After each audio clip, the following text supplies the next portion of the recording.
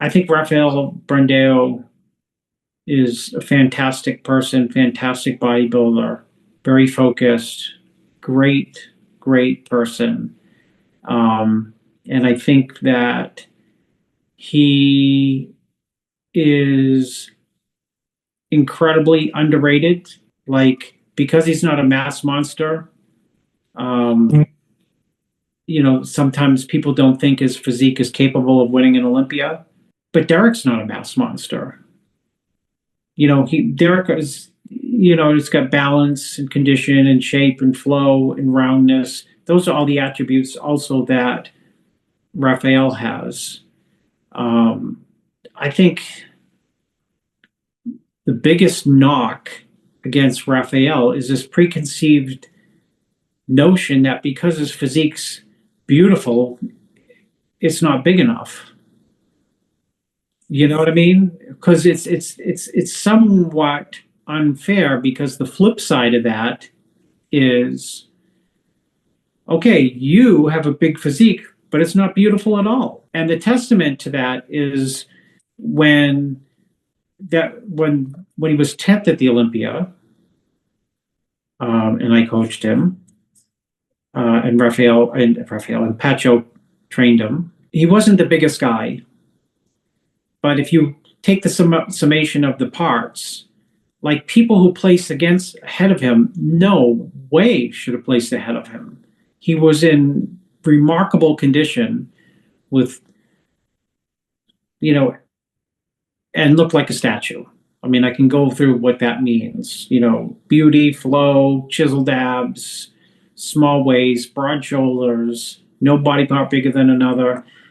And I know the knock was, well, you're not big enough. Well, the people placed ahead of him, you could say, we're not one, like 9876 were not even hard enough. And 3 of those people who were in the top, you know, who were 6th, 7th, 8th, or 2 of them, or whatever, 5th, 6th, 7th, 8th, whatever, the next little group in front of them, you could say they have no flow at all. I mean, the idea that Hunter beat him, or William Bonac, so even Andrew at that show, who I coach now, is mind-blowing to me. Eduardo Correa should have won an Olympia, period.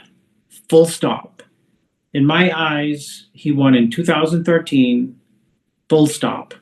He won in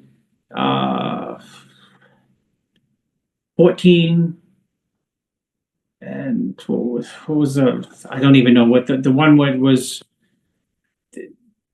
Let's see, I'll tell you when. He should have won the first, he should have won in, oh my gosh. He should have won his first. That was a slam dunk. I'll just leave it with this. He should have won few, but I already forgot. Sorry, Eduardo. When the best compliment you can have as a bodybuilder, I'll never forget this. 2009, it was 202 pounds. And there was no Instagram, no Facebook. There might have been Facebook, but you had to go to like Flex Magazine or MD to find out like what's going on in the show, how the show go. Let me see a video of it. You know, do I get to see anything? And they did a wrap up after prejudging, you know, like a review of the prejudging 202. Dorian Yates, everyone knows Dorian Yates. Flex Wheeler, everyone knows Flex Wheeler. Lee Priest, everyone knows Lee Priest, and 2 other people, I can't remember who were there. But they took a poll, you know, what happened with the 202? Everyone, this kid from Brazil, Eduardo Correa, win for sure. He's going to win for sure. He's going to win for sure. Why he didn't win? I don't know. But it's pretty hard to argue with Dorian Yates, Flex Wheeler, Lee Priest. So that was 09. There was so many, you know, we don't have the internet. We have the internet, but we don't have the social media presence back then that we have now. But I'll tell you this of Eduardo Correa. The competition was scared to death of Eduardo. He may not know it, but I know it. They were scared to death. And he was remarkably respected by his peers, you know, meaning the people in the show.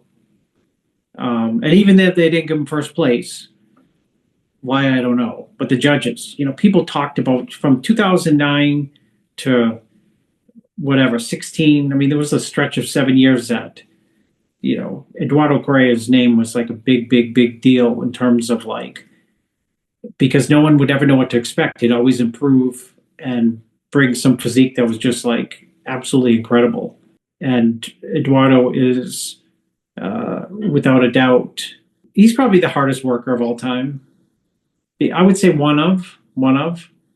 But if you look at, I think what makes him the number one hardest worker of all time is if you look at his video, when I can't even believe it, when he's making the comeback and he's in the pool. It's like day one, he's coming back from an injury, and they have the video, and it's like he looks like he hasn't been able to train, surgery, and he looks like nothing's. And the idea that he put in his mind, oh, I can do it again, I can come back, is crazy.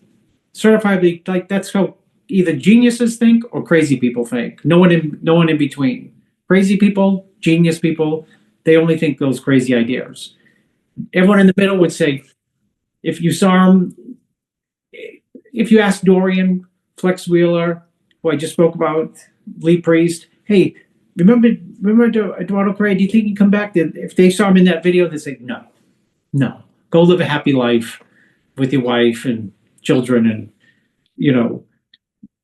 go out to eat, enjoy things. Your body's never coming back. So when I say that, I think he's the hardest worker. When I think of that video, that solidifies it for me as the hardest worker, the hardest worker I've met in the sport.